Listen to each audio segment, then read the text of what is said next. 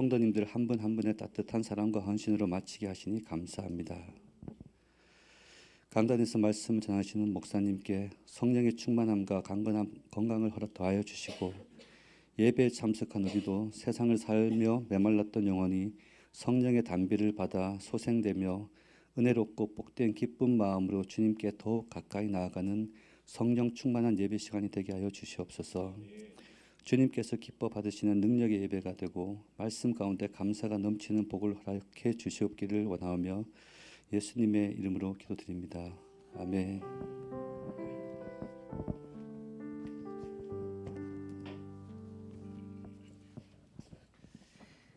예, 추수감사 다이어리 선물이 나왔고요. 이게 뭐게요? 멋있죠? 어쨌든 내년엔 꼭 21일 다이어리 쓰셔서 선물 받아가실 수 있게 축복합니다. 이 선물은 다이어리 내신 분들이 이따 끝나고 저한테 오시면 기도방석이에요. 기도방석으로 쓰셔도 되고, 기도의자 아니면 이렇게 놓고 데코용으로 쓰셔도 괜찮을 것 같아요. 교회 이름도 색인이 돼 있으니까 받아가시기를 바랍니다. 교회 소식입니다. 어제까지 교회 김장에 함께해 주신 모든 분들께 감사드립니다. 오늘 오후에 재직회 재정보고가 있고요. 대상은 밑에 참고된 대로 오시면 되고, 있다 오후 2시경에 시작될 겁니다. 3공부가 다시 시작되었고요. 새로운 3반이 화요일 저녁에 진행 중에 있습니다. 생명의 삶은 1월 5일부터 진행됩니다. 필요하신 분들 신청해 주셔서 큰 은혜 받으시기를 바랍니다. 블레싱 기도 사역이라고 저희가 신년 축복 기도를 그 매년 매달 마지막 달에 가정별로 해드려요. 그래서 이때 또 기도 받으시고 간증들도 있고 가정별 축복에 대한 간증도 있고 한데, 여러분들 기도로 준비하셔서 내년을 위한 주님의 말씀을 받으시기를 축복합니다. 저희가 따로 대신방을 따로 하지 않고 이때 포커스해서 저희도 계속 기도하면서 여러분들을 향한 축복의 말씀을 받고 축복해드리는 시간이니까, 날짜가 좀 띄엄띄엄 있는데 다음 주일 오후 2시, 그러니까 주일만 되시는 분들 이때 신청해 주시면 되고요. 혹시 평일이 가능하신 분들은 18일, 19일 그리고 26일 이렇게 오전, 오후, 저녁 다 상관없습니다. 여러분이 저한테 여기 제가 그래서 제 전화번호를 넣어놨는데 저한테 직접 이렇게 연락을 해주셔서 한 2시간 정도는 텀을 가지고 주일 오후 2시부터 4시 사이 사역 가능합니다. 기도 사역 신청합니다. 이렇게 보내주시면 제가 이렇게 다 취합해서 그때 시간 배치해가지고 시간표를 짜서 여러분들 순서대로 기도 사역을 같이 해드리도록 하겠습니다. 전도용 물티슈가 뒤에 비치되어 있고, 필요하신 분들 사업장에 왕창 가져가셔서 손님들 나눠주시고 하시면서 전도에 활용하시기를 바랍니다.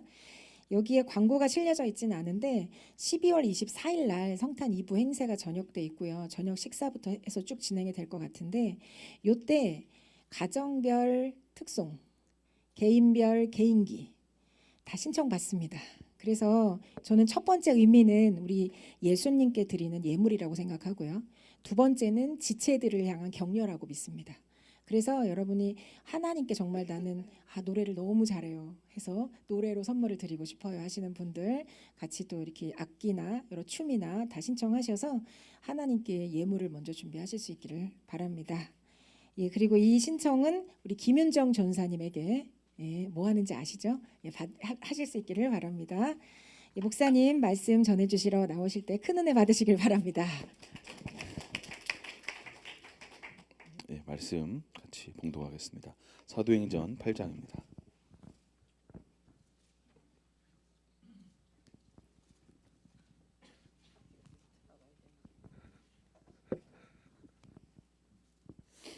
네, 사도행전 8장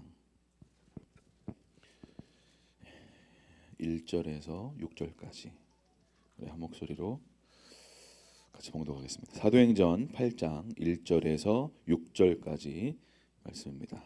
같이 한번 봉독하겠습니다. 시작. 사울은 그가 죽임당함을 마땅히 여기더라. 그날에 예루살렘에 있는 교회에 큰 박해가 있어 사도 외에는 다 유다와 사마리아 모든 땅으로 흩어지니라. 경건한 사람이 스데반을 장사하고 위하여 크게 울더라. 사울이 교회를 진멸할세 각 집에 들어가 남녀를 끌어다가 옥에 넘기니라. 그 흩어진 사람들이 두루 다니며 복음의 말씀을 전할세 빌립이 사마리아 성에 내려가 그리스도를 백성에게 전파하니 우리가 빌립의 말도 듣고 행하는 표적도 보고 한 마음으로 그가 하는 말을 따르더라. 아멘. 아멘. 우리 옆에 분하고 같이 인사하겠습니다. 하나님은 당신을 정말 사랑하십니다. 저도 당신을 사랑합니다. 당신이 이 땅의 소망입니다. 당신은 변화되어 쓰임 받을 것입니다. 네, 할렐루야. 여러분, 하나님은 언제나 선하신 분인 줄로 믿습니다. 우리의 생각, 우리의 어떤 이성으로 우리가 다 이해할 수 없을지라도 하나님의 선하심은, 우리를 향한 하나님의 선하심은 완전하신 줄로 믿습니다. 그 요셉에 대한 이야기를 여러분 아세요? 요셉의 이야기, 예수님 안 믿는 사람들도 애니메이션이나 그런 영화들로 요셉의 이야기가 참 유명한 이야기인데, 요셉의 어떤 꿈이 그의 삶을 이끌어간 것을 성경은 말씀하고 있습니다. 그래서 요셉이 꿈을 꾸죠. 하나님이 뭔가 높이시는 것에 대한 어떤 꿈을 꿉니다. 막 해와 달과 별들이 막 절을 하죠, 요셉을 중심으로. 그런데 그의 인생 가운데 구덩이로 형들이 시기해서 형들이 요셉을 구덩이에 빠뜨리고, 그리고 나중에는 또 이 요셉을 죽이려고 하다가 한 형제의 중재로 그 이제 애굽의 노예로, 종으로 팔려가게 됩니다. 꿈은 멀어지는 것 같지만 하나님은 그 속에서도 역사하시는 줄로 믿습니다. 결국 나중에 성경의 스토리와 이야기를 보면 이스라엘 백성들을 이 가나안 땅에서 애굽으로 인도해서 큰 민족을 아브라함에게 허락하셨던 그 축복의 말씀을 성취하시려고 요셉을 애굽에 먼저 보내셨다라고 성경은 우리에게 말씀하고 있습니다. 요셉이 나중에 그것을 깨달았습니다. 아브라함의 축복을, 그 약속을 허락하시고 이루시고 성취하시려고 나를 이 애굽 땅에 먼저 보내셨구나라는 것을 깨닫고 선하신 하나님을 찬양하고 고백하기 시작합니다. 여러분, 우리의 인생 가운데 이해되지 않고 해석되지 않은 어떤 일들 가운데 하나님은 하나님의 큰 그림과 계획들이 있다라는 것을 여러분 기억하실 수 있기를 축복합니다. 우리가 그것을 다 모른다고 하여서 하나님이 이 땅을 왜 이렇게 통치하시나, 하나님이 통치하시는 것이 맞나, 왜 이런 전쟁이, 이런 어려움이, 이런 아픔들이 있는 것인가에 대한 많은 궁금증, 생각들이 있을 수 있습니다. 그러나 하나님은 하나님의 큰 계획이 있고 하나님은 큰 그림이 있다라는 것을 여러분 신뢰하고 믿으실 수 있기를 축복하고 선포합니다. 아멘. 그래서 이 요셉의 때 이 아브라함의 후손인 야곱의 12아들과 그 가족들, 한 80여 명 되는 이 가족들이 애굽에서 수백만 명이 되는 한 거대한 나라로, 민족으로 장성하게 되고, 나중에 주님이 약속하신 유대 땅, 가나안 땅으로 다시 돌아오는 것을 발견하게 됩니다.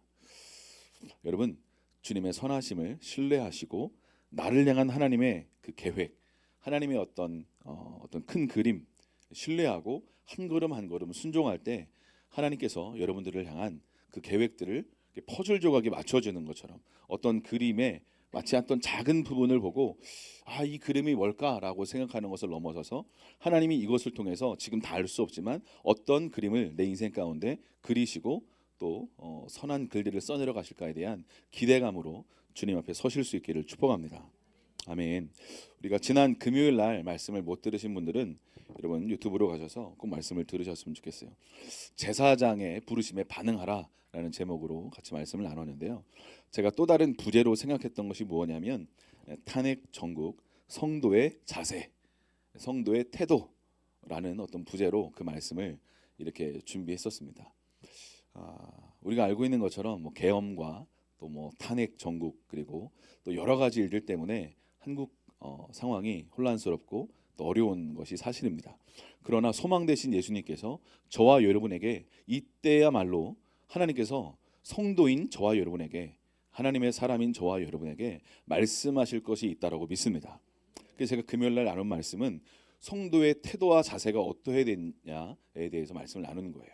성도의 자세, 태도는 중보자로, 제사장의 자세로 나아가야 된다라고 말씀을 드렸습니다. 제사장은 사람들의 죄를 끌어안고 아버지 하나님께 나아가서 그 죄를 자기 죄처럼 여기고 회개하며 나아가는 사람이 바로 제사장이다라고 말씀을 드렸습니다. 그러니까 베드로전서 2장 9절에 우리에게 주님이 너희는 왕 같은 제사장이다라고 말씀하셨죠. 그러니까 그러니까 우리가 제사장의 부르심이 여러분 모두에게 있는 줄로 믿습니다.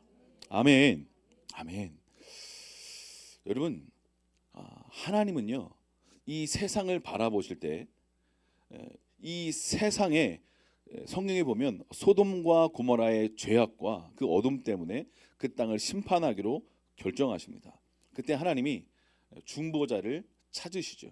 아브라함이 중보자로 일어납니다. 하나님 그 땅에 의인이 있는데 하나님 심판하시겠습니까? 40명, 30명, 20명, 10명 막 이렇게 해서 이렇게 중보자가 이렇게 의인이 있어도 심판하시겠습니까? 그러니까 주님이 마지막에 10명까지 얘기한 아브라함 앞에 10명만 있어도 심판하지 않겠다라고 말씀하시죠. 그래서 이 아브라함이 하나님 아버지의 마음을 깨닫고 그 땅 가운데 의인이 없구나. 그런데 그 땅 가운데 조카가 있었죠. 그래서 롯을 위해서 중보하고 하나님이 하나님의 사자를 보내서 롯의 가족들을 구원할 수 있는 문을 여시는 것들을 발견합니다. 그러니까 사랑하는 여러분, 중보자하고 친해질 수 있기를 축복합니다.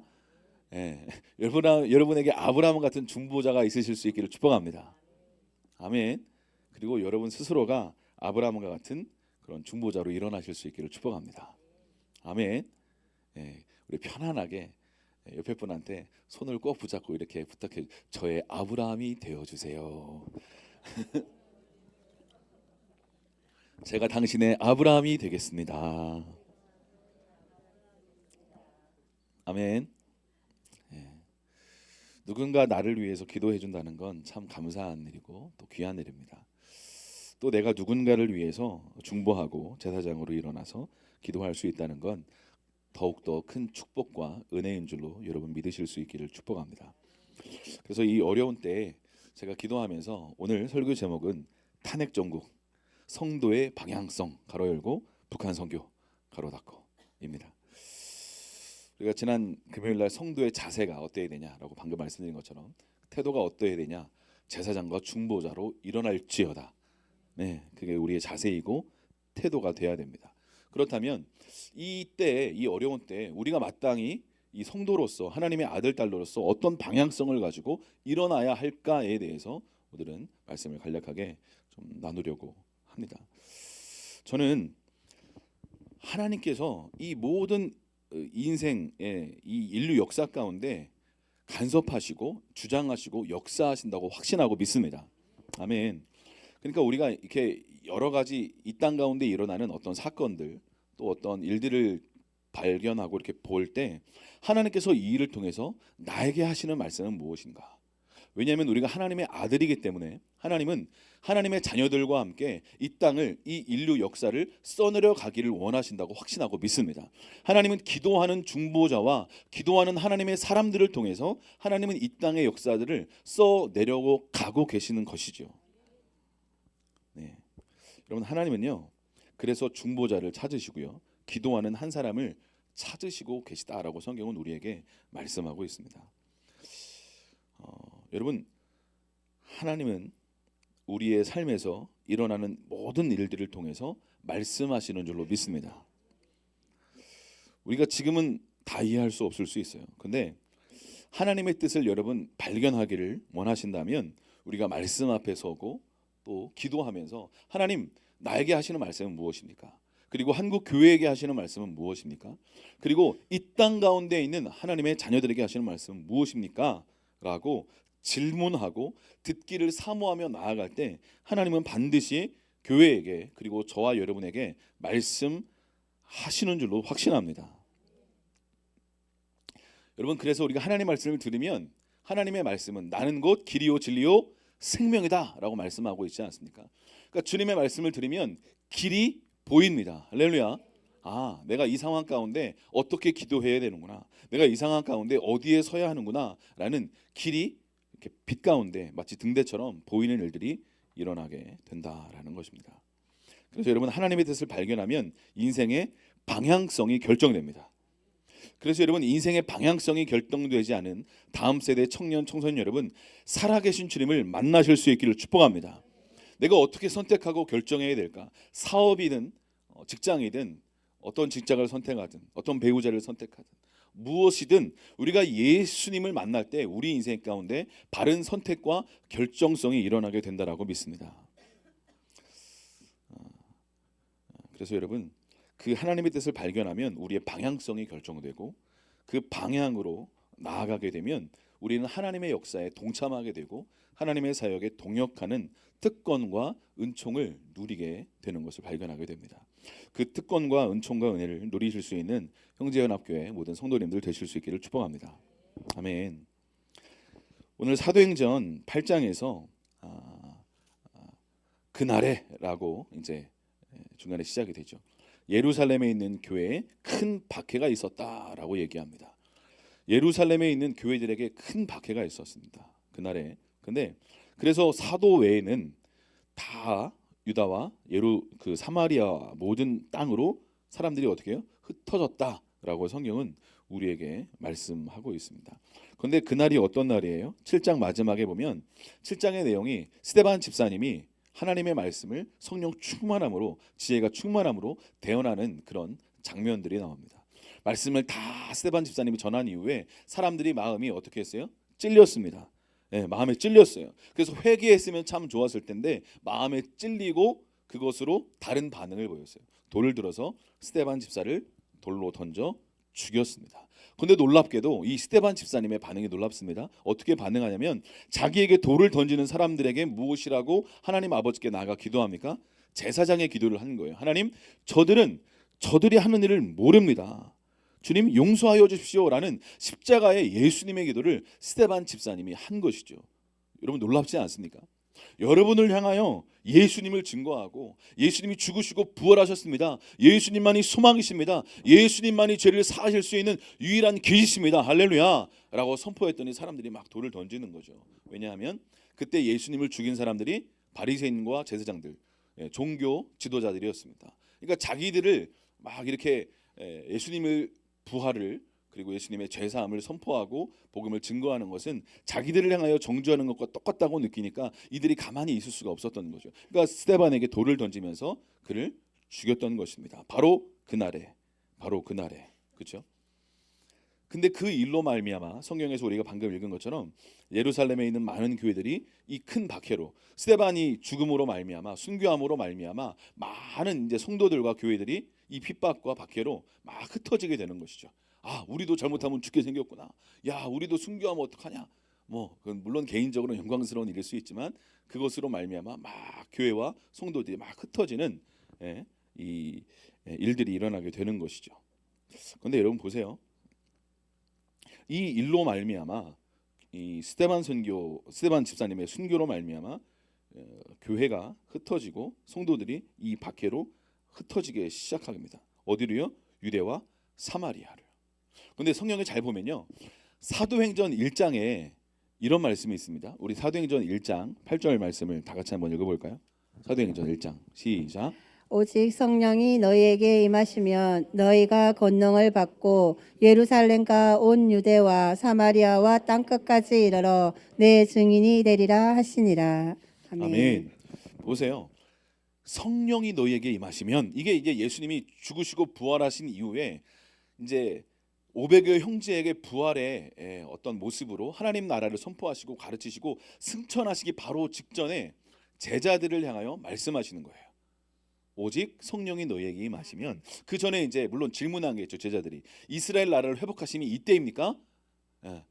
로마의 어떤 식민지로 살고 있는 이 유대 백성들이 너무나 고통스럽고 아프니까 하나님 이스라엘을 언제 회복하실까? 이 메시아가 죽으시고 이제 부활하셨으니 놀라운 이 부활의 능력으로 이스라엘을 회복할 것이다라는 기대감이 있었던 거죠. 그러니까 이스라엘을 언제 회복하시겠습니까? 라고 물으니까 예수님이 놀라운 대답을 하시는 거죠. 때와 시기는 아버지의 권한에 있다. 너희는 그것에 지금 관심을 두지 말고 성령이 너희에게 임하시면 어떤 일이 일어난다? 예루살렘과 유대와 사마리아와 땅끝까지 내 증인이 될 것이다. 이 말씀을 하시고 올라가셨습니다. 그래서 이스라엘 회복하심이 이때입니까? 라고 이렇게 되게 막 기대했는데 대답 안 해주시고 그냥 올라주신 거예요. 성령이 임하시면 증인의 삶을 살게 돼. 이 말씀하시고 떠난 거죠. 그러니까 어떻게 보면 이스라엘이 회복하는 것보다 더 중요한 건 하나님 나라 차원에서 예수 그리스도의 죽으심과 부활을 증거함으로 죄 사함 받고 하나님 나라 백성으로 하나님 나라의 자녀로 돌아오는 이 일이 훨씬 더 중요하다라고 지금 예수님 말씀하고 선포하고 계신 것이죠. 그러니까 잘 보세요.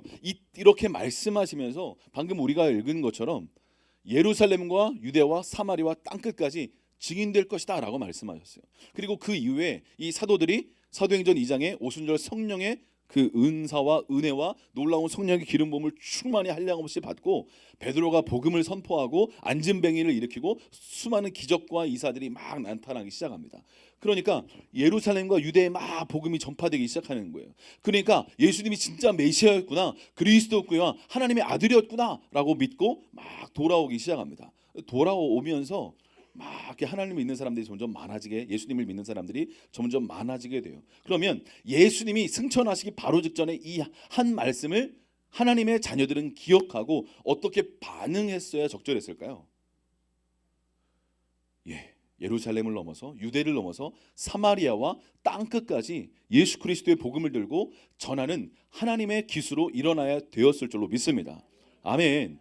맞아요. 그런데 이 제자들이, 이 사도들이 그렇게 나아가지 않고 그 예루살렘에, 유대에 머물러 있었습니다.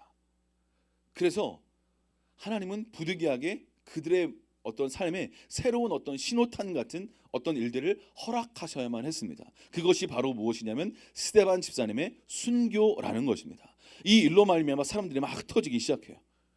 그로 인해서 빌립 집사님이 사마리아에 가서 복음을 증거하고 선포하며 많은 사람들이 예수님께로 돌아오게 됩니다. 그런데 이때 당시에 사마리아는 어떤 지역이었냐면 북이스라엘은 나라가 있었는데 아수르라는 나라에서 멸망하게 됩니다.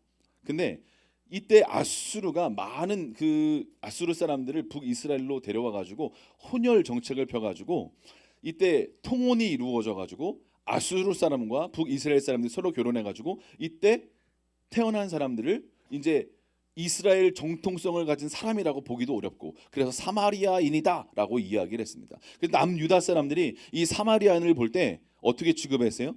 사람 취급을 하지 않았습니다. 개 취급을 했어요. 이방인보다 더 못한. 그래서 사마리아 땅으로 유대인들은 지나가지도 않았습니다. 지나가지도 않았어요. 근데 지금 주님이 승천하시면서 말씀하시는 거예요. 성령님이 임하시면 예루살렘과 유대와 사마리아와 땅끝까지 복음을 증거하는 증인이 될 것이다 라고 말씀하셨어요. 그러면 이들은 그 말씀을 듣고 성령이 부어진 이후에 생각하고 하나님의 말씀을 기억하고 예루살렘과 유대를 넘어서서 사마리아까지 나아가고 땅끝까지 나아가서 복음을 증거하는 증인의 삶을 살았어야 되는 줄로 믿습니다. 아멘. 그러나 그렇지 못했기 때문에 하나님은 스데반의 순교의 일들을 통하여서 부득이하게 핍박과 박해라는 장치를 통하여서 성도들을 사마리아로 보내시고 열방으로 땅끝으로 보내실 수밖에 없는 일들을 허락하신 줄로 믿습니다. 아멘. 그래서 사람들이 이제 깨달은 거예요. 오늘 사도행전 8장 4절에 그 흩어진 사람들이 두루 다니면서 복음의 말씀을 전할세 빌립이 사마리아 성으로 가서 복음을 전했다라고 말합니다. 깨달은 거예요. 흩어지면서 야, 스데반이 순교하고 박해와 핍박 때문에 막 흩어지면서 이 사람들이 생각하기 시작하는 거예요. 야, 이거 어떻게 하냐? 성령이 임하시기 전에 주님이 승천하시면서 그 말씀하셨잖아. 이 순교의 스데반 집사님의 순교의 이 역사는 이 하나님의 말씀을 성취하기 위한 하나님의 또 다른 장치였고 사실은 하나님의 계획이었고 은혜였구나라는 걸 깨닫고 이들은 더 적극적으로 사마리아와 열방과 땅끝까지 복음을 전하는 통로로 일어나게 되는 줄로 믿습니다. 할렐루야. 이해가 되십니까? 그러니까 이 사람들은 깨달은 거예요. 하나님 말씀을 전하는데 하나님 보호해 주셔야지. 왜 순교를 당하고 왜 이름을 당하고 왜 이런 핍박과 박해를 당하냐라고 생각할 수 있지만 하나님은 큰 그림과 하나님의 큰 계획을 갖고 계신 줄로 믿습니다. 그래서 스데반 순교로 말미암아 사람들이 흩어지기 시작하는 거예요. 그리고 사람들이 기도하면서 깨닫기 시작하는 거예요. 이게 하나님의 뜻이었구나. 사마리아까지 그 우리가 생각하는 개같이 여기는 그 사람들에게까지도 복음이 증거돼야 되는구나. 그리고 더 나아가서 사도행전 10장에 보면 이방인 최초로 고넬료라는 로마 백부장이 어떻게 해요? 군인이 예수님께로 돌아오는 최초의 이방인 고넬료가 예수님을 믿는 역사적인 사건이 일어나게 됩니다. 그것을 보고 이 유대인들이 깜짝 놀라요. 성령이 고넬료 가족들에게 부어지는 것을 보고 깜짝 놀랍니다. 이방인에게도 성령이 부어지는 거야? 왜냐하면 이 유대인들에게는 선민 세상이 있었어요. 우리에게만 하나님의 특별한 은총과 은혜와 구원이 임할 거야라는 믿음과 생각과 확신이 있었습니다. 그런데 사마리아인들에게도 복음이 전해지고 더 나아가서 이방인 고넬료에게도 성령이 부어짐으로 말미암아 베드로가 말하는 거예요. 이들에게 침례를 주지 못할 이유가 무엇이겠느냐? 성령이 부어졌다. 이들에게도, 이방인에게도. 그러니까 이들에게 충격이었습니다. 일대 충격이었어요. 여러분, 우리의 삶 가운데 그래서 베드로는 나중에 깨닫습니다. 나중에 깨달아요. 그리고 사도들과 이 유대 크리스천들도 나중에 깨달아요. 이방인들에게도 예수님이 증거되고 그들에게도 구원의 역사가 일어나기를 하나님 아버지가 원하셨구나라는 걸 깨닫고 복음을 증거하기 시작합니다.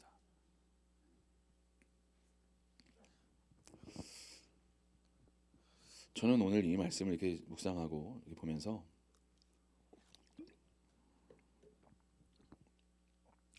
하나님이 바로 이때 하나님의 한국 교회에게 그리고 저와 여러분들에게 말씀하기를 원하시는 말씀이 있는데, 저는 마치 주님이 이 스데반의 순교라는 이 신호탄을 통해서 교회가 흩어지고 성도들이 흩어져서 빌립 집사님이 사마리아의 복음을 전하고 이방인에게 복음을 전하는 일들이 막 시작되었던 것처럼 하나님의 한국 교회 가운데 계엄이라는 또 이 탄핵 정국이라는 이 신호탄을 터뜨려서 하나님이 이 한국 교회를 깨우시고 저와 여러분들을 깨우셔서 다시 중보자로 일어나고 제사장으로 일어나기를 기대하고 계신 줄로 믿습니다. 아멘. 그런데 우리가 모든 어떤 믿지 않는 자들의 제사장으로 서야 되고 믿지만 또 낙심한 어떤 상처받은 아파하는 자들의 제사장으로 일어나야 됩니다. 그러나 더 나아가서 궁극적으로 지금 이때 우리가 일어나서 제사장으로 일어서고 기도하며 중보자로 서야 할 대상은 다름 아닌 북한에 있는 성도들이라고 저는 믿습니다. 저는 우리나라 사람들이 북한을 볼 때 마치 사마리아를 유대인들이 보는 것과 동일하게 보는 부분이 있지 않을까 이런 생각을 하게 되었습니다. 유대 사람들이 사마리아 사람들을 볼 때 뭔가 이렇게 개취급하고 이방인보다 더한 어떤 혼혈 어떤 민족으로 일어났으니까. 근데 우리가 북한을 볼 때 우리의 형제라고 생각하는 분들도 있겠지만 대부분 관심 밖에 또 다른 나라에 저들은 우리와 어떤 상관없는 사람처럼 생각하시는 분들이 의외로 많이 있고, 예전에 저희 어렸을 때 우리의 소원은 뭐였어요? 우리의 소원은 통일, 그런 노래가 있었습니다. 우리의 소원, 어렸을 때 많이 불렀는데 뭔지도 모르고 막 불렀죠, 같이.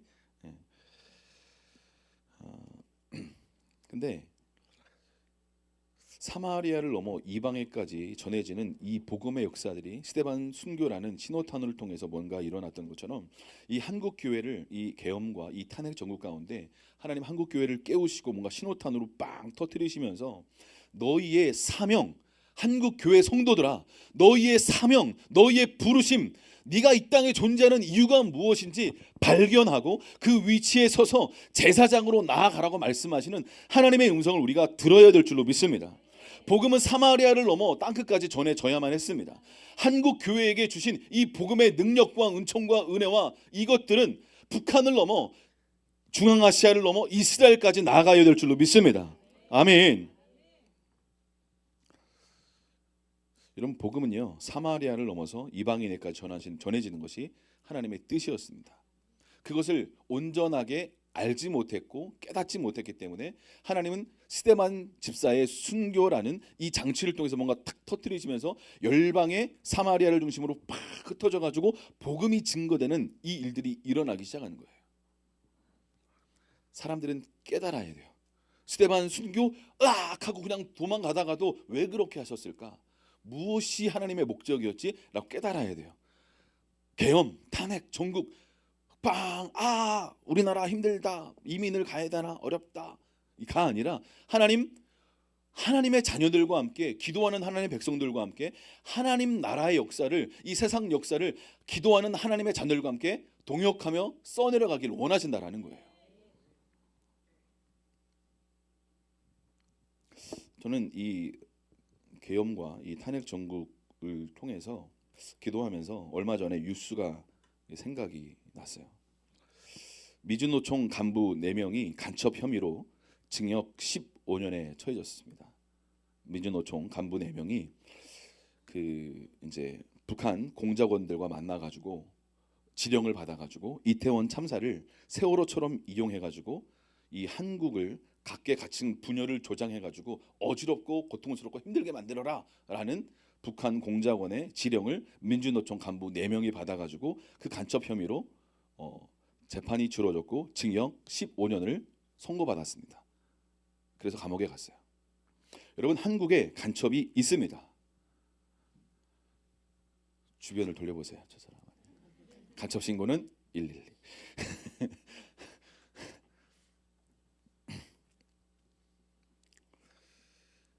여러분, 저는 이 대한민국 안에 왜 이렇게 이 어떤 사람들이 간첩이 정말 많다, 심지어 몇만 명이다라고 이야기하지 않습니까? 이 대한민국 안에 왜 이렇게 간첩이 많나, 이 종북 친북주의자들이 많이 있을까라는 생각을 우리가 그냥 단지 어떤 아이고 그 사람 어떻게 이렇게 많아, 빨리 어떻게 밝혀서 감옥 보내야지를 넘어서서 우린 영적인 시각으로 하나님께서 무엇을 말씀하기를 원하시나 기도하며 우리가 그것을 발견하고 중보자로 제사장으로 서야 된다라는 것입니다. 그러면 왜 이렇게 간첩이 많을까요? 예, 왜 이렇게 친북 종북주의자들이 많이 있을까요? 저는 이런 마음이 들었어요.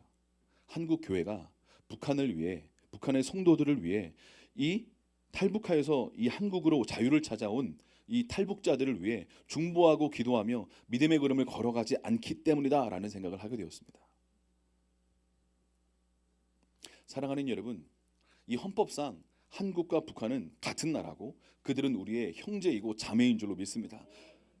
여러분, 한국과 아무 상관없는 미국에 있는 하나님의 사람들이 예수님 믿는 이 한국 사람들을 구원해 보려고 6.25 때 수만 명의 젊은 청년들이 죽음을 무릅쓰고 한국 땅에 와서 6.25에 참전하고 수만 명의 청년들이 죽었습니다.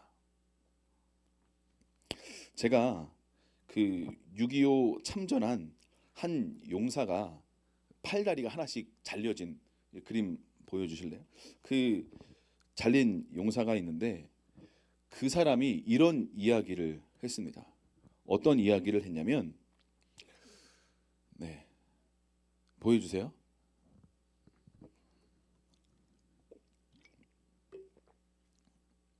이 사람이 윌리엄 빌 웨버라는 대령인데 한국전 참전해가지고 팔 하나를 잃고 다리 하나를 잃은 참전 용사입니다. 이 사람이 크리스찬인 것 같은데 이 사람이 이런 말을 했습니다. 띄워주세요. 뭐라고 얘기했냐면, 미국인, 영국인 상관없이 자유를 가진 사람들에게는 의무가 있습니다. 그 의무는 자유가 없거나 자유를 잃게 생각하는 사람들에게는 그 자유를 전하고 지키게 하는 것입니다. 우리가 한국 전쟁에 참여한 것은 그 자유를 지키고 전달하기 위함, 즉 우리의 의무입니다. 다만 우리가 당신에게 준 자유를 얻었으니 당신도 의무가 생겼습니다. 한국 사람은 북한의 형제들을, 북쪽에 있는 동포들에게 자유를 전달하는 것, 그것이 당신들의 의무입니다. 그 의무를 다했으면 합니다. 라고 이 참전 용사가 이야기한 것입니다. 저는 하나님께서 이 상황 속에서 대통령은 왜 계엄을 한 건가, 빨리 탄핵을 해야 된다라는 것을 넘어서서 성도의 입장에서 하나님께서는 이 상황을, 이 한국 교회를, 한국의 상황을 어떻게 바라보고 계신가에 대해서 우린 주목하고 기도하면서 주님의 말씀을 들으려고 무릎 꿇어야 될 줄로 믿습니다. 저는 기도하면서 이 한국 땅에 바로 이러한 끊임없는 어떤 혼란과 어떤 계속 이런 일들이 있을 수밖에 없는 가장 큰 이유는 바로 영적 정부인 한국 교회에게 있는데, 그것은 한국 교회가 북한의 성도들을 위하여 형제가 잡혀 있는 것처럼 기도와 눈물로 나아가지 않기 때문이라고 저는 믿습니다. 여러분, 우리 그 케네스 베라는 분 아시나요? 그분이 이제 북한에 억류되었다가 한국에 오셔가지고 이제 여러 가지 북한 사역을 많이 감당하시는데, 우리 동영이가 중국에 갔다가 북한 우리 공작원에게 잡혔어요. 그래서 우리가 시위를 하는 거죠. 한국 대사관 또 막 이렇게 중국 대사관 가지고 동영이를 내보내라. 우리 현수 집사님, 우리 윤종현 여사 그 앞에서 예배하면서 원싱하면서 막 동영이를 내보내라, 내보내라, 내보내라. 동영이는 잘못이 없다. 막 이러고 있어요. 막 대사관 앞에서. 그러다가 이것도 하루 이틀이지, 그렇죠? 한 달이 지나고 한 1년이 지났어요. 그러면 우리의 기억에서 자연스럽게 사라지지 않겠습니까? 사라져야만 합니다. 사라져야 합니까? 여러분, 우리가 계속 동영이의 이 자유를 위해서 기도하고 또 나아가지 않겠습니까? 그렇죠? 우리가 사랑하는 동영이라면 정말 이 아들이 하나님의 어떤 뜻 안에 뭔가 있다면 그 아들을 해방시키려고 계속 기도하며 나아가지 않겠습니까? 그렇죠? 북한에 억류되어 있는 2천만 동포들이 있습니다. 그들은 김일성을, 김정일을, 김정은을 신처럼 모시고 있는, 어버이 수령으로 모시고 있는 세계 10대 종교 중에 하나가 바로 북한에 있는 그것입니다. 사랑하는 여러분, 우리가 북한을 바라보고 나아갈 때 그냥 언젠가는 어떻게 하나님의 뜻이 이루어지겠지가 아니라 하나님은 한국교회 성도들의 눈물의 기도를 기다리고 계신다고 저는 믿습니다. 그런데 그것을 하지 않으니까 하나님이 한국교회를 깨우시느라고 계속 어떤 이런 상황과 사건과 어떤 일들을 허락하신다고 저는 믿습니다. 여러분, 그 이스라엘 백성들의 우상 숭배와 죄악으로 말미암아 하나님은 남유다를 586년에 바벨론이라는 나라를 들어서 그 나라를 멸망시킵니다. 그래서 수많은 사람들이 바벨론으로 끌려갔습니다. 그런데 하나님의 약속은 예레미야 말씀한 것처럼 70년이 차면 다시 돌아오게 하겠다라고 말씀하셨어요. 그렇죠? 그리고 다니엘이 기도하고 고레스가 일어나고, 그래서 하나님은 1차 포로 귀환을 538년도에 이루게 하십니다. 수룹바벨을 중심으로 수만 명의 사람들이 다시 고토 이스라엘 땅으로 돌아오게 되고 예루살렘 성전을 건축하기 시작합니다. 그렇죠? 그리고 538년도에 1차 포로 귀환이 이루어지고 2차 포로 귀환은 458년도에 에스라를 중심으로 다시 2차 포로 귀환이 이루어지게 됩니다. 그런데 1차 포로 때 하나님은 바벨론에 있는 사람들에게 말씀하시고 선포하셨어요. 나의 자녀들아, 약속의 땅 가나안으로 돌아가라. 내가 너희를 통하여 제사장 나라를 세우고 열방을 축복할 것이고 다시 하나님 나라를 너희를 통해서 이루게 할 것이다. 너희는 고토로 이스라엘로 돌아오라고 선포하셨습니다. 그런데 많은 사람들이 돌아왔지만 많은 사람들은 돌아오지 않았습니다. 왜 그럴까요? 이 바벨론에서 먹고 살 직업을 다 갖추었고 땅도 샀고 집도 샀고 다 먹고 살 만한 터가 다 바벨론에 있었기 때문에 그것을 다 정리하고 팔고 갑자기 이스라엘로 돌아가기가 쉽지 않았던 거예요. 이해가 되십니까? 그래서 그 사이에 어떤 일이 일어나냐면 538년도에 1차 포로 귀환이 있었다고 그랬잖아요. 그 이후에 약 7, 80년 이후에 그 한 50년 이후에 474년도에 어떤 일이 일어나냐면 하나님이 하만이라는 어떤 정치적인 어떤 악한 사람을 통해서 이스라엘을 완전히 죽이려고 하는 계략을 세웁니다. 모르드게가 이렇게 인사를 제대로 하지 않았다는 이유로 하만이 기분 나빠가지고 유대인들을 다 죽이려고 결정합니다. 그때 에스더가 일어나서 죽으면 죽으리다라고 결정해서 모르드게와 하나님의 사람들이 모여 기도하고 금식해서 하만의 계략이 무너지고 유대인들이 도리어 구원받는 불임절이 생겨나게 되어지는 것이죠. 무슨 얘기입니까? 하나님은요, 이스라엘 백성들이 다시 고토로 돌아가서 약속의 땅 이스라엘로 돌아가서 제사장 나라로 일어나기를 기대하고 소원하셨습니다. 그런데 그 약속을 기억하지 못하고 먹고 살만하니까 바벨론에 그냥 주저앉아가지고 그냥 살려고 하는 거예요. 그래서 하나님 말씀하시는 거예요. 얘들아, 바벨론이 지금 먹고 살만하니? 직업을 갖고 안전하니? 그렇지 않아 라고 하나님 말씀하시려고 에스더, 하만의 계략을 통한 이스라엘 백성들에게 환난과 핍박과 어려움을 허락하신 것입니다. 그리고 깨어나요. 사람들이 다시 이 땅이 안전하지 않다. 하나님의 약속했던 고토로 돌아갈 하나님의 어떤 말씀을 그들이 깨닫기 시작합니다. 그래서 2차 포로 기한에 에스라엘 중심으로 474년도에 하만의 계략으로 수많은 사람이 어려움을 경험했지만 에스더의 기도와 죽으면 주리다의 각오로 다시 구원을 받게 되지만 그 이후에 다시 그것을 깨닫고 458년도에 에스라엘을 중심으로 2차 포로 기한으로 약속의 땅 에스라엘로 다시 많은 사람들이 나아가기 시작하게 됩니다. 이해가 되십니까? 따라오고 계세요? 무슨 얘기냐면 제가 아까 말씀드린 사도행전, 하나님이 스데반의 순교를 통하여 뭔가 신호탄으로 탁 터뜨리셔가지고 하나님이 사마리아와 땅끝까지 복음을 전개하는 문을 열어 가시는 거예요. 하나님의 역사는 하나님이 써내려 가십니다. 우린 이거를 기도와 말씀을 보며 발견해야 될 줄로 믿습니다.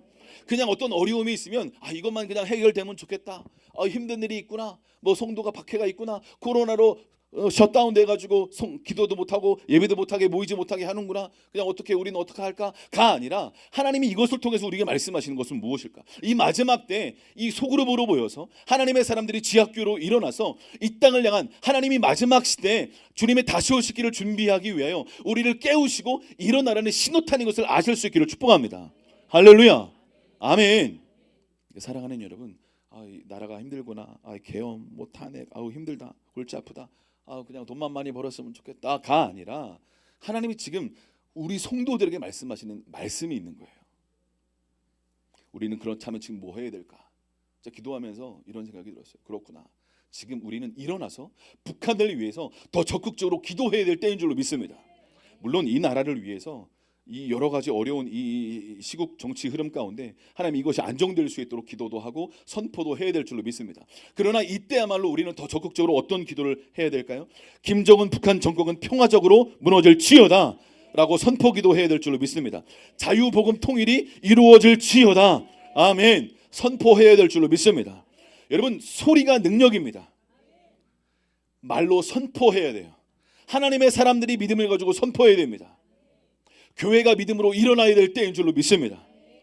우리는 기도해야 될 게 많이 있습니다. 사업장, 또 자녀들, 또 한국교회 여러 가지 기도의 제목들이 있습니다. 그러나 하나님은 이 계엄과 탄핵 정국을 통해서 한국교회 성도들에게, 저와 여러분에게, 한국교회인 저와 여러분에게 말씀하고자 하시는 그 말씀에 있는 거예요. 그 말씀이 무엇이냐? 북한을 위해 기도해라.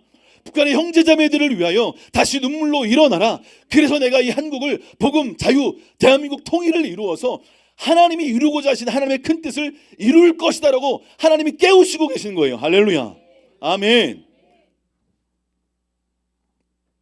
제가 아까 6.25 참전에서 팔다리를 잃은 이 참전 용사의 글을 읽어드린 이유가 무엇입니까? 이 사람은 자유를 위해서 미국 땅에서 한국까지 왔어요. 팔다리를 잃었어요. 내가 이렇게 한 것처럼 여러분도 북한에 있는 형제들의 자유를 위해서 그들이 포로되지 않았습니까? 예수 믿는 지하교회 성도들이 있습니다. 우리가 그들을 위하여 눈물로 기도하며 북한을 위하여, 북한에 있는 성도들을 위하여, 형제 자매들을 위하여 날마다 기도하는 하나님의 사람으로 일어나야 될 줄로 믿습니다. 아멘. 이것이 지금 계엄과 탄핵 정국 가운데 한국 교회에게 말씀하신 하나님의 음성이라는 것을 여러분 기억할 수 있기를 축복합니다. 우리가 이때 무엇 해야 됩니까? 누구를 욕할 때가 아닙니다. 누구를 막 정죄할 때가 아니에요. 우린 제사장으로 일어나서 한국 교회의 죄와 이 땅의 죄와 형제 자매들의 죄를 끌어안고 제사장으로 나아가야만 합니다. 아멘. 그게 우리에게 주어진 특권이고 의무입니다. 사랑하는 여러분, 하나님께서 제가 오늘 말씀드렸던 사도행전의 이 스데반 순교가 초대교회가 신호탄이었어요. 흩어져서 복음을 전해라. 사마리아와 땅끝까지 복음을 전해라. 하만의 이 계략으로 말미암아 이 유대 이스라엘 백성들을 깨우시는 거예요. 깨어나라. 바벨론 안전하지 않다. 여러분, 우리가 이 땅에서 영원히 살지 않습니다. 우리의 본향은 바로 하나님 아버지가 계신 그곳인 줄로 믿습니다. 천국이 우리의 본향인 줄로 믿습니다. 나그네된 이 땅에서의 삶 가운데 하나님이 지금 우리에게 말씀하시는 말씀, 우리가 에스더처럼 일어나서 기도와 금식으로 하나님께서 이 어려운 상황 가운데 뚫고 가야 될 어떤 영역이 분명히 있을 것입니다. 그러나 이것을 넘어서서 하나님이 말씀하시는 이스라엘 백성에게 말씀하신 궁극적인 목적은 무엇이었어요? 바벨론에서 나와서, 메데파사에 나와서 약속의 땅 이스라엘로 빨리 가라. 내가 너희 나라를 특별히 세운 이유는 제사장 나라로 축복의 통로로 세우길 원하여 너희를 세운 거야. 너희의 우상숭배와 죄악과 불순종과 거역으로 잠깐 너희를 들어서 깨워서 다시 일어나라고 다시 이 이방 땅으로 잠깐 포로로 두었지만 다시 너희의 목적은 이 나라로 돌아와서 성전을 세우고 열방을 위하여 기도하며 제사장 나라로, 거룩한 나라로 일어나는 것이 내가 너희를 하나님의 뜻이야라는 거예요. 아멘입니까? 우리도 그런 목적이 있는 하나님의 자녀들인 줄로 믿습니다. 그래서 지금 이 땅에서 우리는 무엇 해야 됩니까? 중보자로 제사장으로 일어나야 됩니다. 그런데 특별히 북한을 위하여 축복하며 기도하며 북한 정권이 평화적으로 무너지라고 선포 기도해야 돼요. 복음 통일이 자유적으로 이루어질 수 있도록 선포하며 기도하며 계속 휴전선을 밟고 임진각으로 가서 예배하며 계속 북한을 향하여 손을 뻗고 기도하고 축복하며 하나님의 자녀들이 그곳에서 온전히 믿음으로 예배할 수 있도록 선포하며 기도하며 일어나야 될 줄로 믿습니다. 아멘. 그것이 온전히 한국교회가 이렇게 일어나게 될 때 친북, 종북 그리고 수많은 어떤 이 정치적인 어떤 어려움들이 어느 순간 평강과 자유로 조금씩 회복되며 하나님은 하나님의 때 복음, 자유, 민주주의 통일을 통하여 이 땅 가운데 남북한이 하나 되어 남북 청년들이 일어나서 주 예수 그리스도의 다시 오심을 준비하며 중앙아시아로 이슬람으로 열방으로 이스라엘로 나아가는 바로 그 놀라운 하나님의 로드맵이 성취되고 이루어지게 될 줄로 믿습니다. 할렐루야. 사랑하는 청년 여러분 그리고 아비세대 여러분, 하나님의 이 계획을 여러분들이 여러분의 것으로 믿음으로 이 비전과 꿈을 받으실 수 있기를 축복합니다. 이거를 받으실 수 있기를 축복합니다. 제가 기도하면서 이것이 탄핵 전국 가운데 성도의 방향성이구나. 북한 선교, 북한을 향한 기도. 사랑하는 여러분, 어려운 때입니다. 그러나 이때야말로 사람들은 어둡다고 말하지만 이사야 60장 말씀처럼 일어나 도리어 우리가 빛을 발해야 될 때인 줄로 믿습니다. 어둠이 땅을 덮을 것이며 캄캄함이 만민을 가리우려니와 오직 여호와께서 내 위에 임할 것이며 그의 영광이 내 위에 나타나느니. 할렐루야. 나라들은 너의 빛으로 왕들은 비치는 내 광명으로 나오게 될 줄로 믿습니다. 도리어 하나님의 사람들이 이 역사 가운데 이정표가 되어서 등대로 일어나서 빛을 발하고 선포하며 도리어 이때야말로 북한을 위하여 기도하고 북한을 위하여 선포하며 주님의 뜻 가운데 우리가 바로 설 때 하나님은 하나님의 역사를 하나님의 때에 이루실 겁니다. 할렐루야. 같이 기도하겠습니다.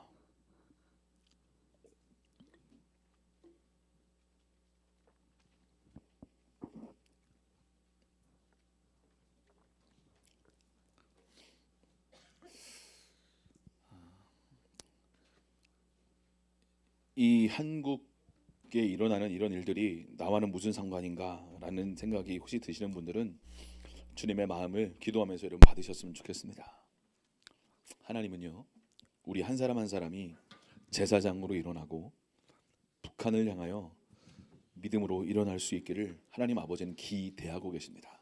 한국 교회인 저와 여러분이 북한을 온전히 축복하고 선포하고 김정은 북한 정권이 평화적으로 무너지기를 그 선포 기도가 수많은 하나님의 사람들이 그 기도로 일어나기를 하나님은 기대하고 계십니다. 사랑하는 여러분, 한국 교회인 저와 여러분들이 이제는 외쳐야 될 때라고 저는 믿습니다. 하나님, 이 땅을 불쌍히 여겨주십시오.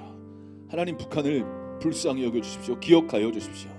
하나님, 그 땅에 있는 성도들이 하나님 통일이 올 때까지 믿음을 굳건하게 지키고 하나님 하늘 백성으로 천국 백성으로 믿음 위에 서서 나아갈 수 있도록 인도하여 주십시오. 하나님, 복음 통일되어서 아버지 북한에 있는 형제자매들과 남쪽에 있는 하나님 우리 형제자매들이 손을 잡고 예수 그리스도의 다시 오심을 준비하도록 하나님 우리가 거룩한 백성으로 일어나게 하여 주시옵소서. 말씀과 기도로 일어나게 하여 주시옵소서라고 우리 주여 한번 외치고 기도하며 나아갑시다. 기도하겠습니다. 주여,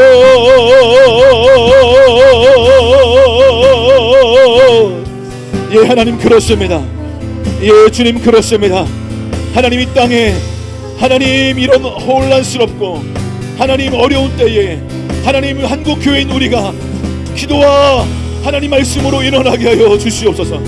주님께서 원하시는 하나님 그 믿음의 자리로 그 순종의 자리로 나아가서 하나님 이 땅을 하나님의 계획을 발견하고 기도할 수 있도록 하나님 축복하여 주시옵소서.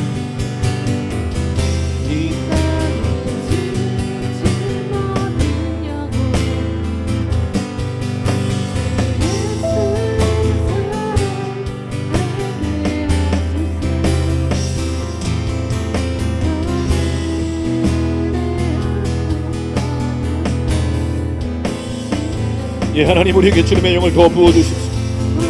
주님의 마음을 더 부어주십시오. 주님께서 원하시는 그 믿음의 자리로 걸어갈 수 있도록 하나님 축복하여 주십시오. 소년이 우리에게 새바람을 불켜 주십시오. 한국 교회 가운데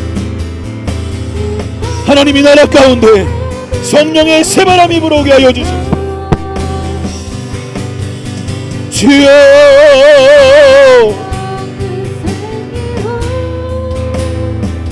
아멘.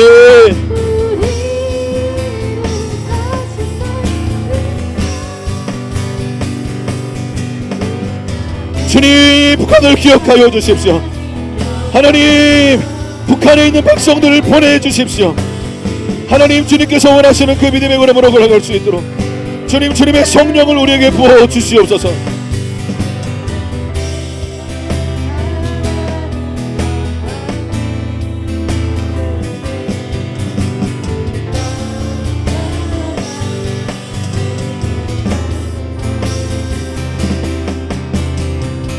알라에서 백두까지 백두에서 땅의 끝까지 주님 오실 길을 예비하며 주님만 섬기듯 나라 되게 하소서. 이 땅에 주님 교회 위에 아멘. 주님 하늘의 생기를 우리에게 부어주십시오. 하나님 그래 중보자로 일어나서 이 땅을 향한 하나님의 마음과 하나님의 심장소리를 우리가 들을 수 있도록 하나님 축복하여 주시옵소서.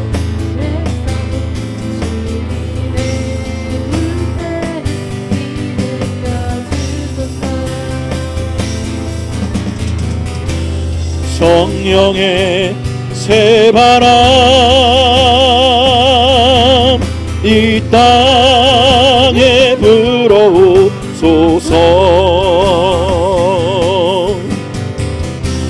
주의 영 생기로 우리를 다시 살리사 이 땅에 하나님 영광 거하는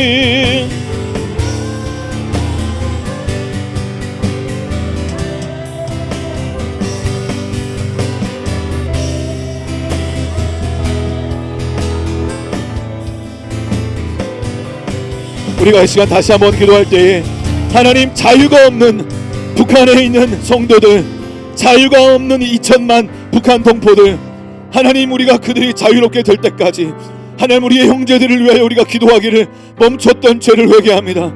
나만 잘 먹으면 됐지, 나만 잘 살면 됐지, 우리 교회만 괜찮으면 됐지, 내 가정만 잘 살면 됐지, 내 자녀만 축복받으면 되지 라는 이기적인 생각들과 하나님 모든 나 중심적인 모든 생각들을 회개하오니 하나님 성령을 부어주셔서 하나님 나 중심적인 신앙생활에서 하나님 중심, 이웃 중심의 신앙생활로 우리가 회복되게 하여 주시옵소서라고 우리 회개하며 하나님의 영을 부어달라고, 주님의 마음을 부어달라고, 북한을 향한 아버지의 마음을 저에게 부어 주시옵소서라고 다시 한번 주여 한번 외치고 기도하며 나아가길 원합니다. 기도하겠습니다.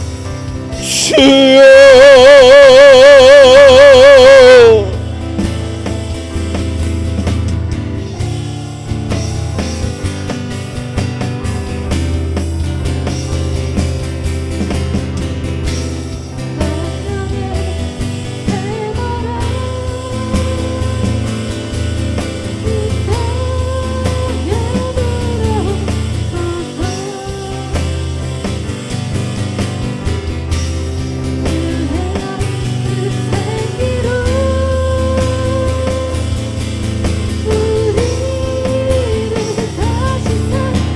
하나님 우리에게 주님의 마음을 부어주십시오. 하나님 지금 우리에게 주님의 마음을 부어주십시오. 예 주님 그렇습니다. 한국교회인 우리가 깨어 일어나서 주님의 다시 오실 길을 준비하기를 원하오니 아버지 우리에게 성령을 부어주셔서 하나님 북한에 소리를 낼 수 없는 자들을 위하여 소리를 내는 우리의 삶이 되게 하여 주시옵소서. 주여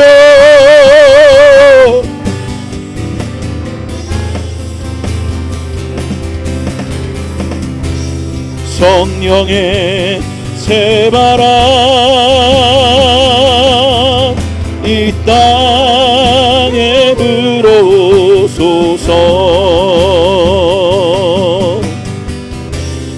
주의 영그 생기로 우리를 다시 살리사 하나님 영광도 아닌 그런 나라가 되게 하소서.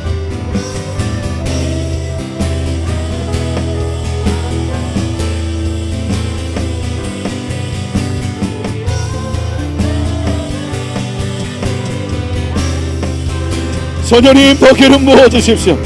성령님 우리의 영혼을 깨워주십시오. 성령님 우리에게 성령을 부어주십시오.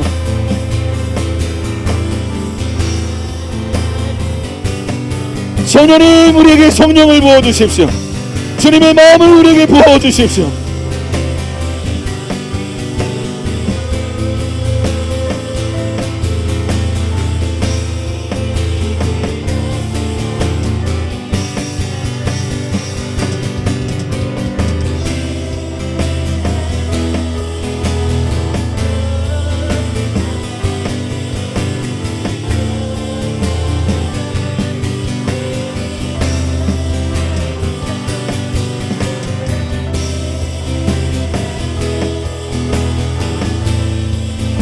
하나님, 하나님, 아버지,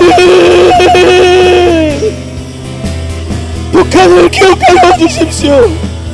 북한에 있는 형제자매들을 하나님,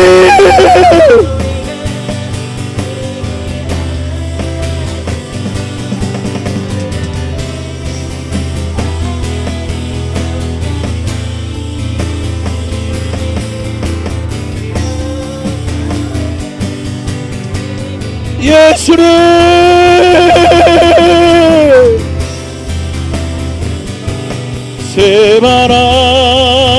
새바람 이 땅에 불어소서.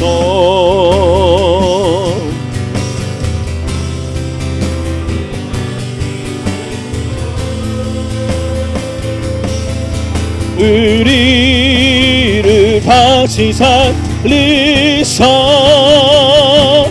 이 땅에 하나님 영광도 아닌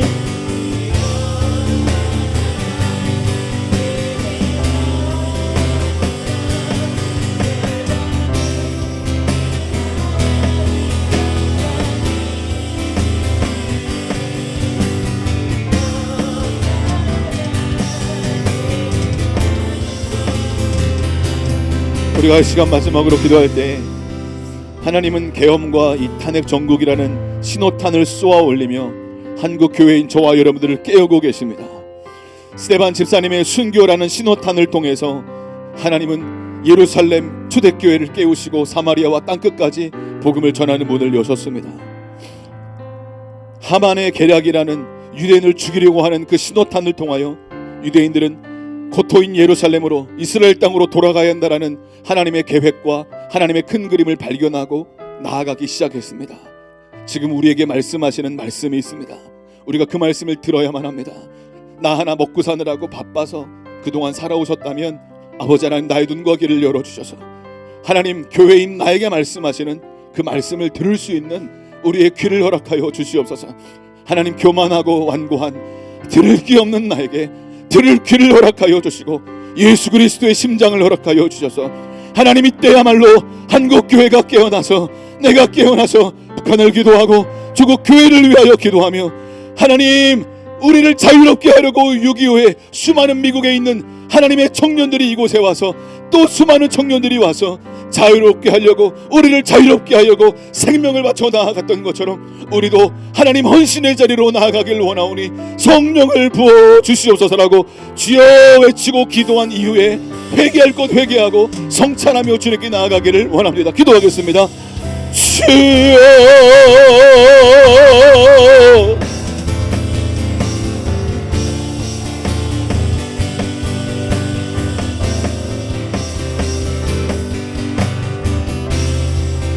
하나님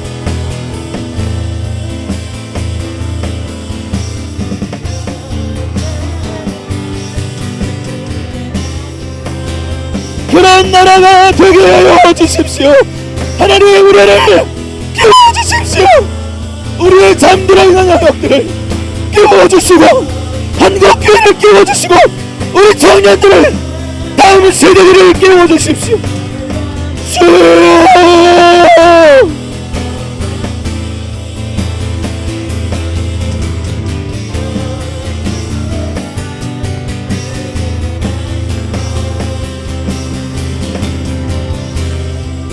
하나님 영광 보여하는 그런 나라가 되게 하소서.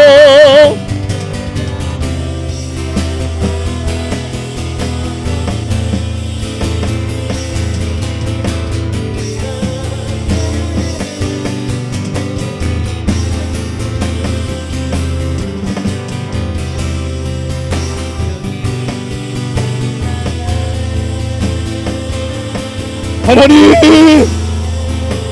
성령님 마른 뼈 같은 우리들을 큰 건대로 일어나게 하여 주십시오. 주님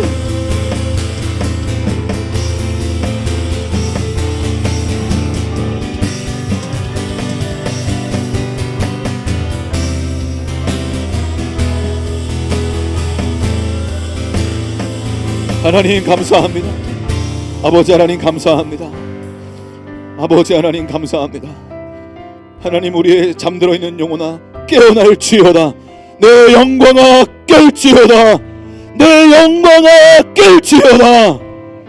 하나님 우리가 이 땅에 이 조국 대한민국에 태어난 이유와 목적이 있는 줄로 믿습니다. 하나님 이 시대에 우리가 그냥 이곳에 있는 것이 아니라 아버지의 마음을 알고 이해하고 하나님 효도하는 하나님의 자녀가 되어 주기를 원합니다. 아버지 하나님 이 조국 대한민국을 불쌍히 여겨주시고 하나님 북한에 있는 우리의 믿음의 형제자매들 2천만 동포들을 기억하여 주시옵소서. 주여 김정은 북한 괴뢰 정권이 하나님 무너지게 하여 주시옵소서. 하나님 평화적으로 통일이 되게 하여 주시옵소서. 하나님 그리하여 하나님의 뜻이 하늘에서 이루어진 것처럼 이 땅 가운데서도 이루어질 수 있도록 역사하여 주시옵소서.